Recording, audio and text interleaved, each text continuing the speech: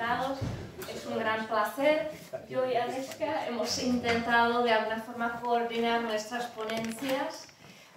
Entonces con Aneska vais a pasar a lo más actual con una novela, bueno, la más reciente de Álvaro Enrique, y a mí me toca un poco retomar los tiempos más bien remotos. Entonces como es más aburrido que lo de Aneska, tengo muchos dibujos. Es lo que siempre les gusta incluso a los estudiantes, ¿verdad? Y además es un tema enorme, ¿no? Porque Aneska ha inventado el título de Cortés Malinche y compañía, un festín infinito, y es un tema infinito. Entonces solamente me voy a detener en algunos puntos. Porque, por supuesto, sabemos muy bien que los textos literarios tienen el gran poder no solo de inventar mundos, sino de retratar mundos y de captar algunas vivencias extraordinarias, como es el encuentro de diferentes culturas y de diferentes mundos, que es justo lo que ocurre a principios del siglo XVI en el México actual. Y es, digamos, innegable que es un choque para los dos bandos, ¿no? Los españoles se encuentran con un mundo totalmente desconocido, sorprendente y chocante, y lo mismo los indígenas. O sea, ellos también de repente vislumbran a unos señores, a unos animales y unas cosas que nunca han visto. Y justo, digamos, los textos literarios, tanto textos como los testimonios primero orales, nos dan algunas huellas de cómo los dos bandos, en primer momento, comprenden este encuentro tan extraordinario. Entonces, solamente me gustaría repasar algunos momentos, sobre todo de ese encuentro primero entre Hernán Cortés y Moctezuma, para que nos diéramos cuenta de que siempre, desde el siglo XVI, aparte de ese discurso oficial, va emergiendo un discurso, digamos, heterodoxo, el discurso de los indígenas, y podríamos decir que hoy día también aparecen esos diferentes discursos que además se hacen esa pregunta de qué habría pasado si. Y creo que es lo que les gusta a los escritores, a veces también a los historiadores y sin duda alguna a los lectores. Entonces, recordemos que en las cartas de Hernán Cortés, en la segunda, justo se habla del encuentro con Moctezuma. Después, por supuesto, todos seguro que conocemos la tercera, la más dramática, la caída de Tenochtitlán y antes la Noche Triste. Y vemos como Hernán Cortés desde el principio, por supuesto, usa ciertas estrategias para montar su discurso ante el rey, ante el emperador Carlos V, y cómo aprovecha esas creencias, esos mitos indígenas para sus propios fines. Entonces no lo voy a leer entero, solamente me gustaría aquí citar algunas frases de la segunda carta de Cortés. Pasado este puente, nos salió a recibir aquel señor Moctezuma con hasta 200 señores, y ahí me tomó de la mano y me llevó a una gran sala que estaba frontera del patio por donde entramos, y ahí me hizo sentar en un estrado muy rico que para él lo tenía mandado hacer, y me dijo que lo esperase ahí, y él se fue.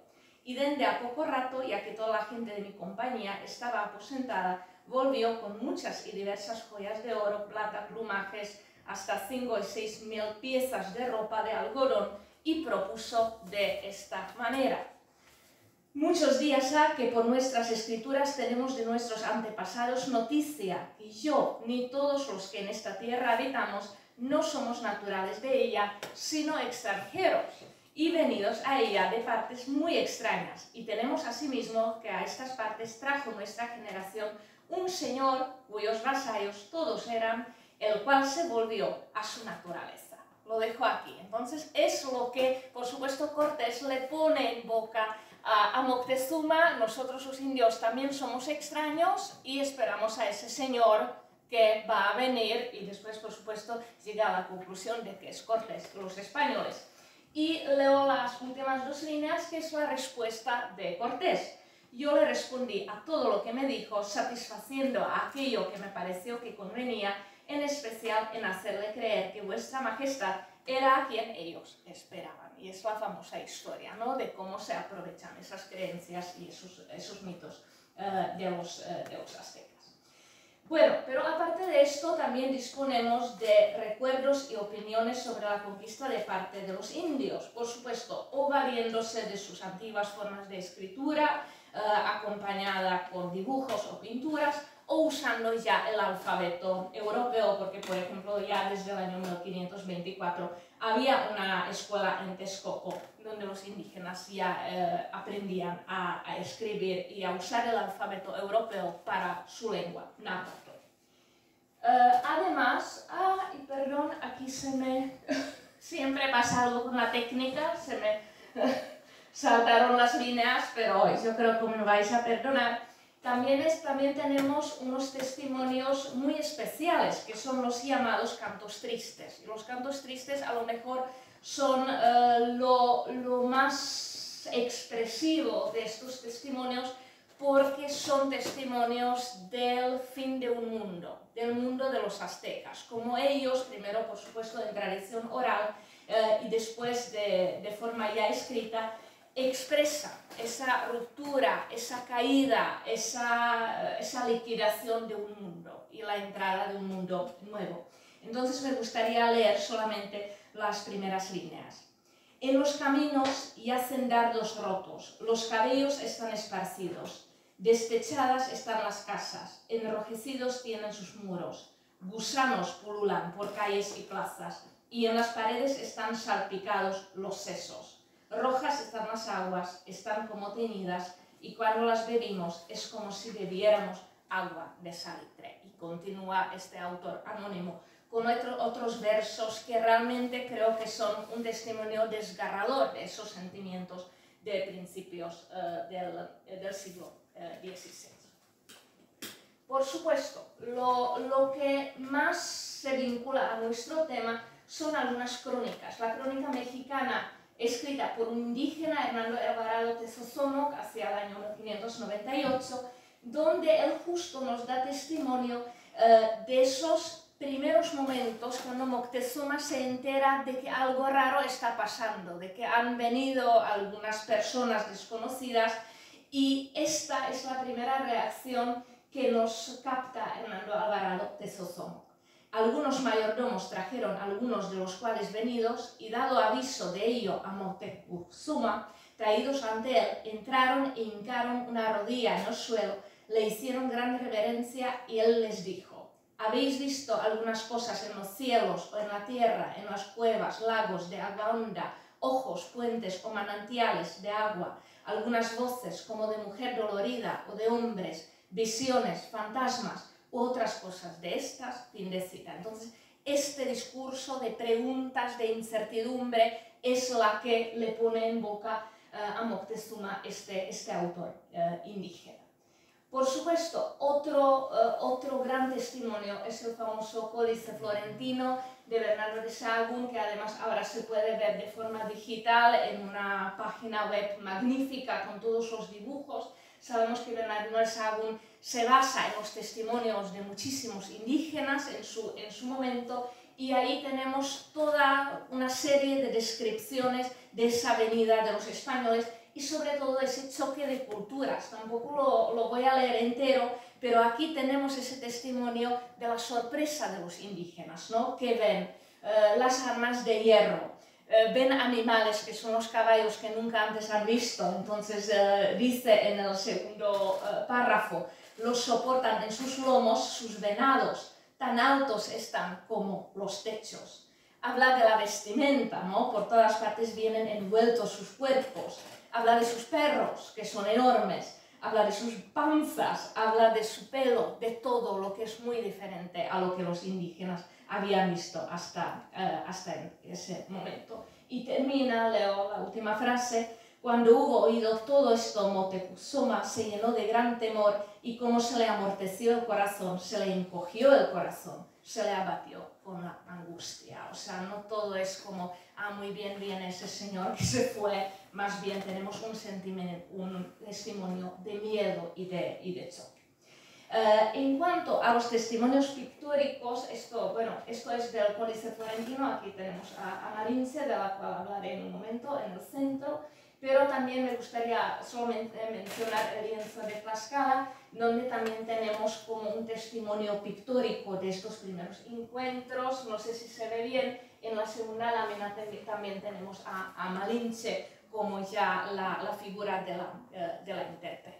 Entonces, con eso me gustaría terminar, porque es de lo que también después hablará Aneska, porque por supuesto ese personaje de Malinche, Malintzin, Doña Marina, como la llamemos, la traidora también, o la lengua, es un personaje ambiguo, muy potente y creo que muy atractivo hasta hoy día. Por ejemplo, en la literatura chicana actual es un tema que continuamente va resurgiendo y este personaje además va adquiriendo matices muy diferentes, ¿no? Porque aquí solamente como un ejemplo de un cuadro famoso de Diego Rivera, porque sabemos en realidad muy poco de ella.